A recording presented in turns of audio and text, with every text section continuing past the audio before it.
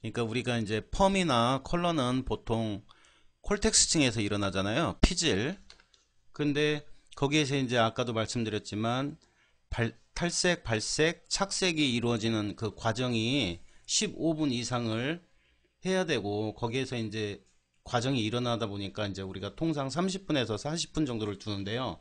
특히 세치 커버 같은 경우는 한 30분 이상을 두죠. 근데 이제 우리가 보통 이런 경우가 많이 있어요. 제가 이제 미용실에서 고객들을 이렇게 시술을 하다 보면 글쎄 모르겠어요. 그 색소가 쉽게 빠지는 원인이 여러 가지가 있을 텐데요. 뭐 우리가 갖고 있는 그 색소량에는 아까도 말씀드렸지 오렌지나 브라운 계열을 이제 동양인들이 갖고 있는데 그 그런 면에서 이렇게 봤을 때 예를 들면 뿌염을 할 경우에 우리가 이제 기염모를 먼저 바르고 나중에 이제 그 5분 내지 몇 분을 남겨놓고 이제 그 신생부 부분을 도포를 해서 이렇게 육안으로 보아가지고 불빛에 봐서 이렇게 이제 색소가 나오면은 균일하게 맞춰졌다 해서 이제 샴푸실로 이동하게 되는데요. 그거는 저는 잘못된 생각이라고 봅니다. 왜 그러냐면 여러분들도 이제 교육을 받아보셔서 알겠지만 뿌리는 두피는 그 열이 이제 많기 때문에 3분 5분이라도 이제 3분 5분이라도 그 색깔이 이제 표현이 되는데요. 그걸 시각적으로 봤다고 해서 나왔다 해서 샴푸실로 이동을 하게 되면 결국엔 샴푸를 마치고 오늘은 모르겠지만 집에 가서 며칠이 지나면 색소가 쉽게 빠집니다. 컬러 샴푸를 꼭 안 쓰더라도 그 이유는 제가 생각할 때는 기본적으로 그 염색의 그 시간을 두어야 된다. 그런 말이죠. 우리가 왜 펌에서도 이거는 이제 좀 다른 얘기입니다만 우리가 열펌을 할 때도 이일제를 그 약액을 바르지 않습니까? 그러면은 이제 예를 들면 그 손상모, 극손상모 같은 경우는 이제 우리가 거기에서 이제 열펌의 손상도에 따라서 이제 순한약을 쓰잖아요. 거기에도 이제 써 있고. 근데 그 약을 도포를 하고 어떤 분들은 뭐 상황에 따라서 다 틀리겠지만 금방 헹궈냅니다. 그거는 결국 그 SS 결합이나 이런 결합들을 안에서 최대한 끊어줘야 되는데 육안으로 봤을 때 딱 했다 해서 그게 되는 게 아니죠. 그러면 크레임에 어떤 그 중요한 결정타를 날리게 되는 거죠. 그래서 제가 결론적으로 말씀드리고 싶은 거는 순한약에는 데미지가 많은 경우에는 순한약을 쓰되 그 나름대로의 어떤 그 시간 타이밍을 인정해 줘야 된다, 이런 말을 드리고 싶습니다. 그래서 컬러도 마찬가지로 뿌리를 바르고 나서 시간을 어느 정도는 인정을 해줘야 된다. 또 하나 여러분들도 잘 아시겠지만 저 같은 경우는 그렇게 하는데요. 굳이 기염모를 바르고 나중에 시간 타이밍을 뭐 30분을 두고 나중에 그 두피를 5분 정도 남겨놓고 도포를 해서 이렇게 이제 샴푸를 하는 경우가 있는데요. 그런 것보다도 지금 공부했다시피 기염모 같은 경우는 레벨업을 시킬 때는 6%를 써주는 게 좋고요. 뿌리 같은 경우는 뭐 센치에 따라서 틀리겠지만 통상적으로 봤을 때 1, 2cm다. 그러면은 저 같은 경우는 바로 3%를 씁니다. 기염모를 바르고 나서 바르는 동안에 한 10분이 걸린다. 그러면은 거기에도 이제 프로세싱 타임이라는 게 있기 때문에 진행이 되는 거죠. 기염모는. 그러면서 진행이 되면서 뿌리를 발라줍니다. 3%로 2.8%나 해서 시간을 조율을 해서 이제 같이 병행하는 거죠. 그렇게 하면 이제 작업 순서도 시간도 절약되고 그런 경우가 있기 때문에 여러분들도 뭐 더 좋은 방법이 있겠지만 저 같은 경우는 이제 이렇게 많이 하고 있습니다. 예. 네. 그렇습니까? 네, 감사합니다. 네. 자, 여기에 지금 이 페이지에서 얘기하고자 하는 핵심은 톤 다운이 많이 이루어지는 경우에는 여기 이제 믹서 방법을 좀 참고를 하시기 바랍니다. 일반적인 톤 다운에서 염색 색소량을 늘리는 차원으로 해서 6레벨과 5레벨을 더 섞었다. 그러니까 한 단계 더 내려가서 좀 이렇게 쓰는 게 어떠냐라고 하는 것을 얘기하는 것 같습니다. 그랬더니 결과적으로 옅은 느낌이 감소하고 명도도 내려갔다. 이런 이야기가 됩니다. 한번 보죠. 6레벨의 칼라제, 5레벨의 칼라제를 1대1로 믹스해서 염색하면 얻고자 하는 7레벨의 염색에 근접하고 옅은 느낌이 감소한다. 이와 같이 색소량이 다른 약재를 믹스하는 것으로 얻고자 하는 명도에 근접하고 옅은 느낌을 커버할 수 있다. 이런 이야기 되겠습니다. 우리 기연모 같은 경우 여기서는 다루지 않고 있습니다만은 여기서는 다루고 있지 않습니다만은 기연모의 모발끝 같은 경우는 또 레벨이 좀 또 높거든요. 이런 부위에는 조금 한 톤 낮은 색소량이 많은 연모제를 좀 더 믹서를 해서 또 모발 끝쪽 중심으로만 하는 건 어떤가 이런 생각도 듭니다. 네, 그 다음에 시간이 가기 때문에 얼른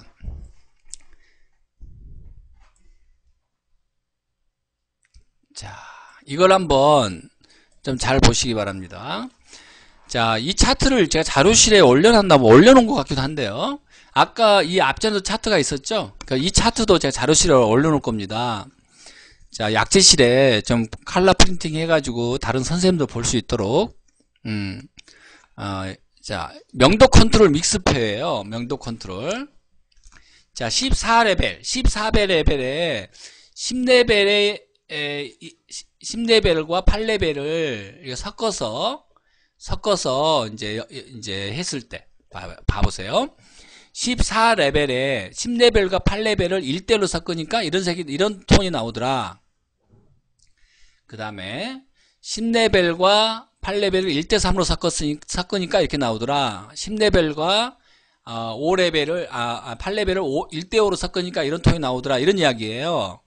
자, 밑에는 3대1, 5대1, 7대1이 있는데 반대로 14레벨에 10레벨 과 8레벨 3대1, 5대1, 7대1로 섞은 거예요.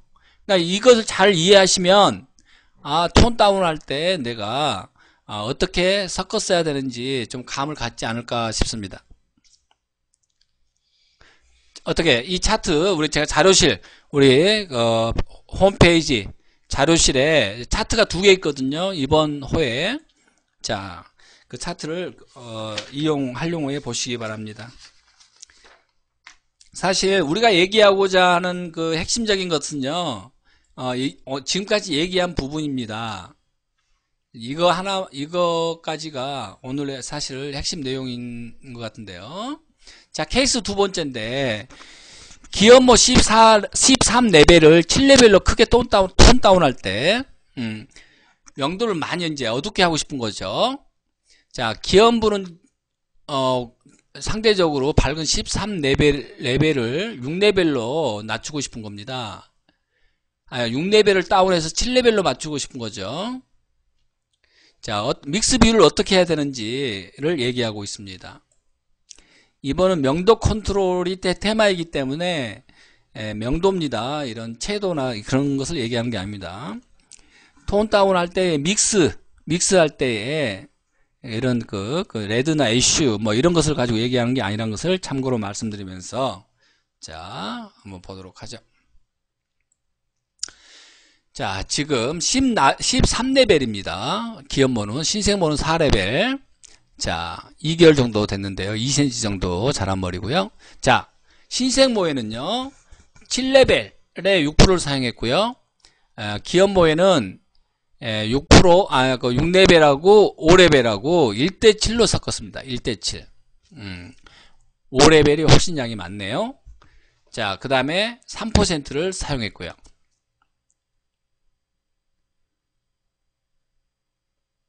자, 그러니까 왜 이렇게 섞었죠?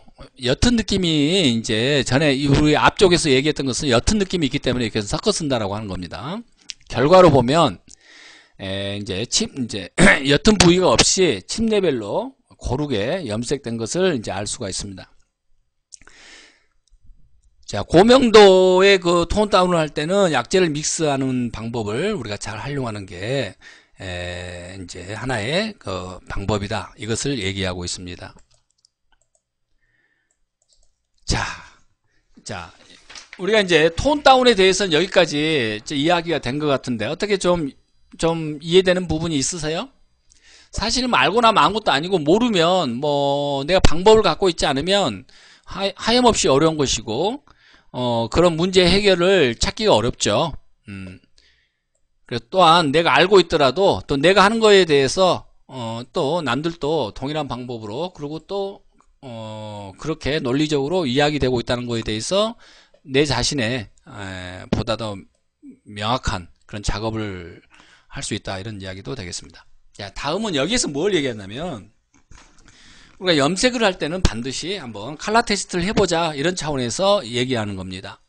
또 칼라라고 하는 것도 회사마다 또 다 다르고 또 같은 레벨이라도 그러니까 회사마다 좀 다르고 하는 부분도 있거든요. 또 채도나 이런 부분도 조금 느낌이 다르고 그래서 여기서는 이제 칼라 테스트 하는 것을 이야기하고 있습니다. 자, 가볍게 한번 짚고 넘어가고 이제 오늘 방송을 끝내도록 하겠습니다. 자, 염색 테스트 해보지 않고 하지 말자 이런 이야기입니다. 자, 여기 이제 칼라리스트들의 이제 어찌 보면 자기가 공부했던 방법이기도 하겠죠.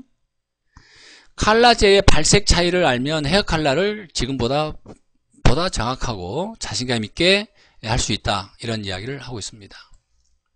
자, 여기는 이제 선생님들이 쭉 한번 읽어볼 필요가 있습니다. 뭐 특별히 유별난 것은 없는데 우리 모현 선생님 감사합니다. 네, 우리 박수기 선생님 감사합니다. 좋은 정보 올려주셔서 감사하고요. 본 방송은 기만이 진행을 하지만 기만이 가르치는 방송이 아니라 서로가 함께 서로의 발전을 위해서 서로 토론하는 그리고 정보를 주고받는 그런 시간을 갖는 게 이제 우리 다미스의 의미다라고 할 수 있겠습니다. 이 부위는 쭉 한번 읽어보시고요. 결과적으로 여기서 뭘 얘기하냐면 회사마다의 같은 레벨이라도 다 느낌이 명도나 채도 이런 것들이 다 조금씩 다르다.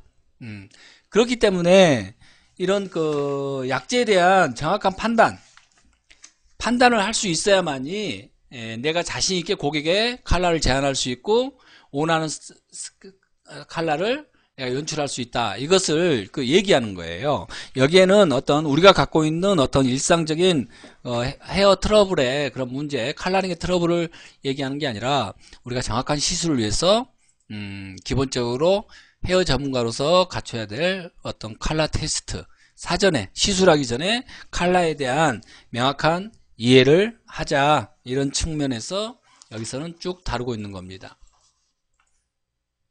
자,